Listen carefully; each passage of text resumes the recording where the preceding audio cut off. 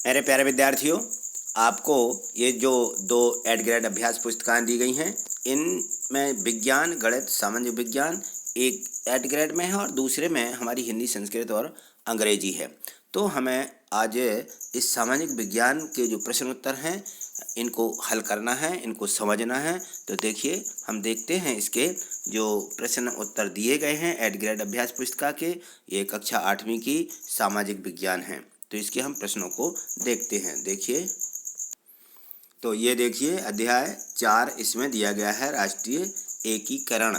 तो जो इसके प्रश्न हैं, ये प्रश्न भी मेंस का मेरिट परीक्षा में पूछे जाते हैं, इसलिए आप इनकी तैयारी अच्छे से कर लीजिए। कौन सी परीक्षा है? मेंस का मेरिट। तो ये मेंस का मेरिट परीक्षा जो होती है, ये कक्षा 8वीं वर्ष के विद्यार्थी दे सकते हैं, इसलिए इसकी तैयारी आपको बिल्कुल करके रखना है। इसकी वीडियो मैंने यूट्यूब चैनल पर डाल दी हैं, तो आप वहां से इसको देख सकते हैं।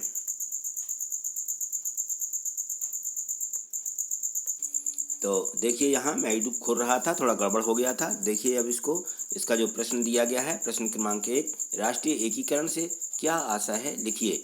तो राष्ट्रीय एकीकरण का अभिप्राय यह है कि राष्ट्र में रहने वाले निवासियों के बीच जाति, पंथ, क्षेत्र और भाषा का भेदभाव किया इसके किए बिना उनमें परस्पर समान अनुभूतियों और सुख दुख की एकता की भावना का होना राष्ट्रीय एकीकरण मूलतः राष्ट्र में भावनात्मक एकीकरण ही है। ठीक, अगला प्रश्न देखें।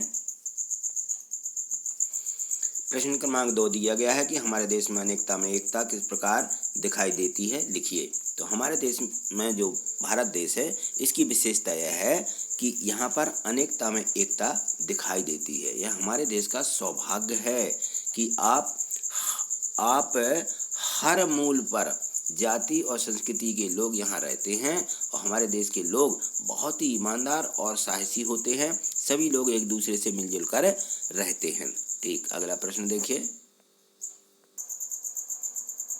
यह देखिए प्रश्न क्रमांक 3 दिया गया है, हमारी राष्ट्रीय एकता और अखंडता के आवश्यक सिद्धांत कौन कौन से हैं। तो यह सिद्धांत भारत की एकता और अखंडता के लिए आवश्यक है।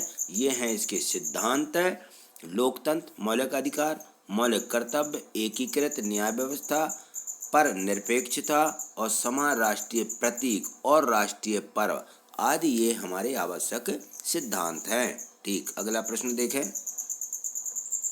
प्रश्न क्रमांक 4 दिया गया है कि पंथ निरपेक्षता का अर्थ लिखिए। तो पंथ निरपेक्षता या धर्म निरपेक्षता, इसका अर्थ है कि राज्य का अपना कोई धर्म नहीं है तथा राज्य के प्रत्येक व्यक्ति को अपनी अंतरात्मा की आवाज पर किसी भी धर्म का पालन करने का अधिकार होता है। ठीक, अगला प्रश्न देखें।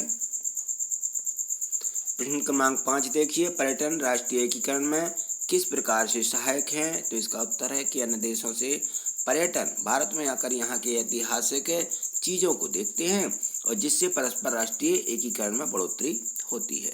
ठीक, अगला प्रश्न देखें।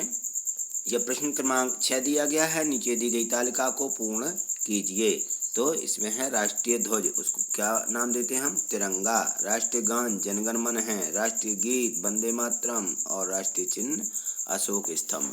ये हमें लिख लेना है। ये हमारे मेंस का मेरिट परीक्षा में भी पूछे जा सकते हैं, इसलिए हमें इस सामाजिक विज्ञान की तैयारी यहीं से करना है। ठीक, अगला प्रश्न देखें।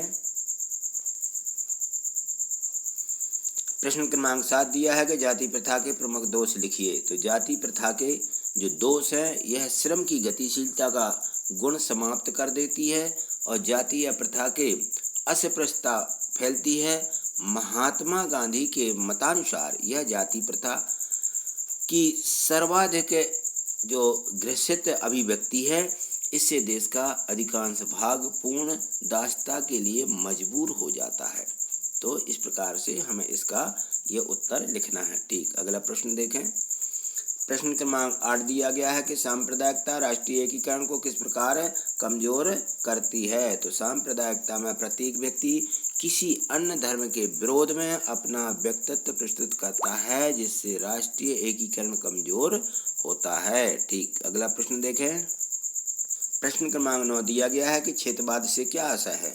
यह राष्ट्रीय एकीकरण में किस प्रकार बाधक है, लिखिए। क्षेत्रवाद से अभिप्राय किसी देश के उस छोटे से क्षेत्र से है जो आर्थिक, सामाजिक आदि कारणों से अपने पृथक अस्तित्व के लिए जागृत है। क्षेत्रवाद के कारण परस्पर धर्म और समुदायों के बीच विरोधाभास होता है, जिससे राष्ट्रीय एकीकरण में बाधा उत्पन्न होती है। अगला प्रश्न देखिए।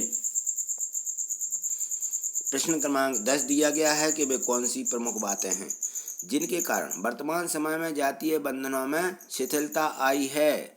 तो यहाँ देखिए, इसका उत्तर यह होगा कि क्योंकि वर्तमान समय में भारत में जो लोग रहते हैं, रह रहे लोग कि उनके बीच राष्ट्रीय एकता और अखंडता देखने को मिलती है। इसी कारण वर्तमान में जाति बंधन में भी शिथिलता आ गई है। तो हमने इस प्रकार से 1 से 10 तक के जो सभी प्रश्न दिए थे, इन सभी को समझा है, इनके उत्तर भी लिख लिए हैं। यदि आपको यह सब समझ में आया है तो आप इसे लाइक और शेयर करें, जिससे अधिक से अधिक बच्चों को इसका लाभ भी मिल सके। और आप इस चैनल को भी सब्सक्राइब करके रखिएगा। नीचे देखिए लाल से सब्सक्राइब लिखा रहता है, उसको क्लिक कर लीजिए तो यह चैनल सब्सक्राइब हो जाएगा, और जिससे कि आपको मेरी ये वीडियो मिलती रहेंगी। मैंने सभी विषयों की वीडियो बनाई हैं और यूट्यूब चैनल पर डाल रहा हूँ, तो इसलिए आपकी सभी ये तैयारी भी हो सके, क्योंकि विज्ञान, सामाजिक विज्ञान और गणित ये 3 विषय मेंस का मेरिट परीक्षा में पूछे जाते हैं। इसलिए आपको इस चैनल को सब्सक्राइब करके रखना है, और आपको जो है मेंस का मेरिट परीक्षा में यदि आप पास हो जाते हैं तो 12,000 रुपया स्कॉलरशिप मिलती है। 12,000, ये इसकी मैंने वीडियो डाल दी है, आप उसे देख लीजिए। थैंक यू, धन्यवाद।